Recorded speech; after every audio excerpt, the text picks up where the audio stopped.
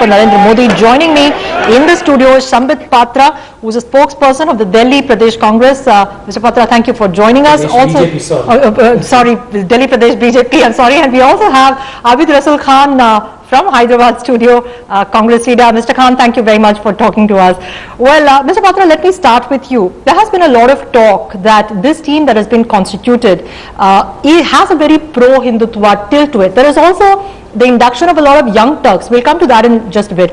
Let's talk about the fact that is Hindutva the way forward now for the BJP?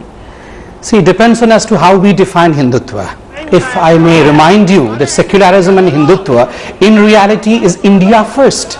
And that's what Mr. Modi has always talked about, that Hindutva is keeping India in the forefront and talking of the development of this country. And that's what Mr. Modi and all have proved. All right, I'm sorry, I'm going to have to interrupt you there. Let's just cut across and listen to what Amit Shah has to say.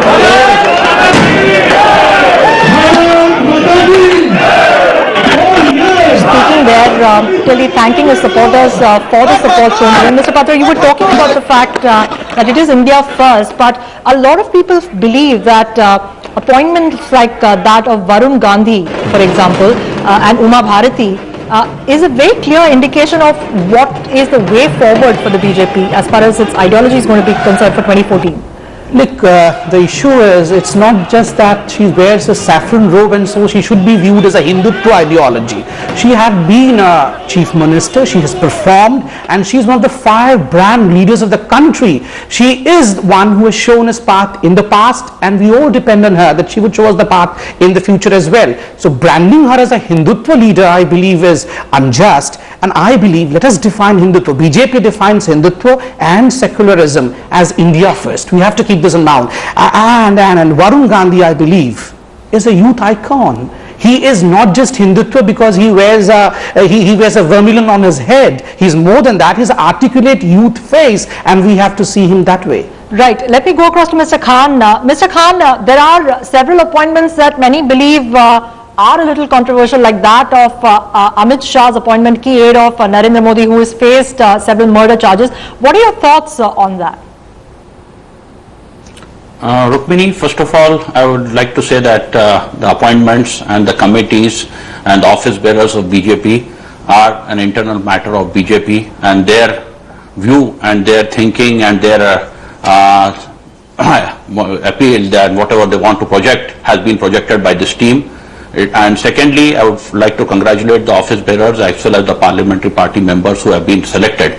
Overall, if you see the team, you see a composition of people who have time and again shown very scant respect for the judiciary, who have time and again shown very scant respect for the human rights, right, who have shown absolutely no respect for secularism, who have involved in number of cases, and the woman for which India today is up and around has also been not properly taken care of. And as a matter of fact, a number of instances are there where the women rights have been totally abused, encounters have taken place, the constitution has been put into a dustbin, and secularism and other things, and then they call it a winning team. If winning is the only criteria, then I really don't know what they are trying to project. And secondly, very important, let me finish it. Secondly, very important, they call it Team Modi. I don't see any Team Modi in this because absolutely there is no support for Modi except for Amit Shah. So the overall composition of this thing is totally against all norms of our country.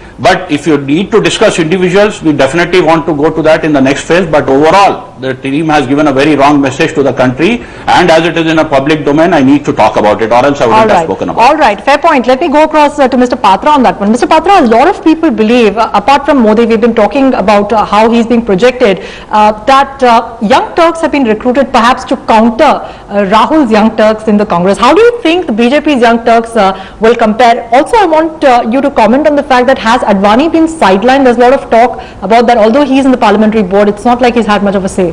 First, coming to the first part of your question about the young Turks and the challenge of Rahul Gandhi, Let me tell you very clearly that BJP does not believe that Rahul Gandhi is any challenge to BJP. For us, the only challenge is the dwindling growth of this country, and we have to bring back the growth of this country to the real tracks. And that is why such a good team has been constituted, so that we can really, we can pull the sinking ship of UPA and a good governance can be given to this country.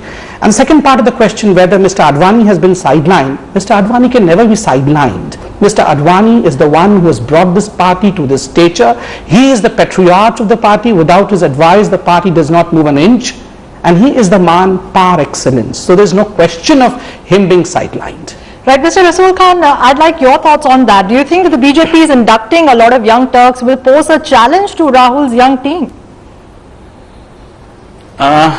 Rukmini, there is no question of challenge to Rahul Gandhi, because Rahul Gandhi is not a one person or a one man army. It is a Congress party which has a history, which has a 125-year-old history, and it is a team of experienced leaders who are committed towards secularism and development of the country. Mr. Sandeep's point that this team projects the growth and this team projects good governance is absolutely hollow. What good governance are you going to project? If you talk about Gujarat, there is endless. We need couple of hours of debates on that. Then if you talk about other states which are being governed, again it is endless.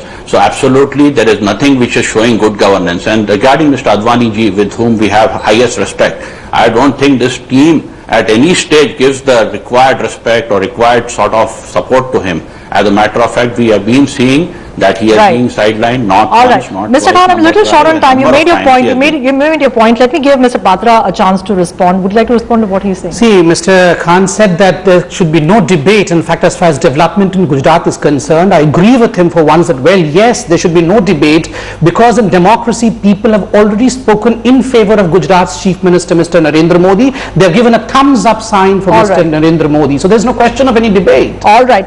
We'll leave it there. I'm totally out of time. Mr. Khan and Mr. Patra, thank you very much for talking to us on Headlines today. It's time for us now to take a short commercial break. When we come back, a war of words between Samajwadi Party and Beni Prasad escalates. We'll talk some more.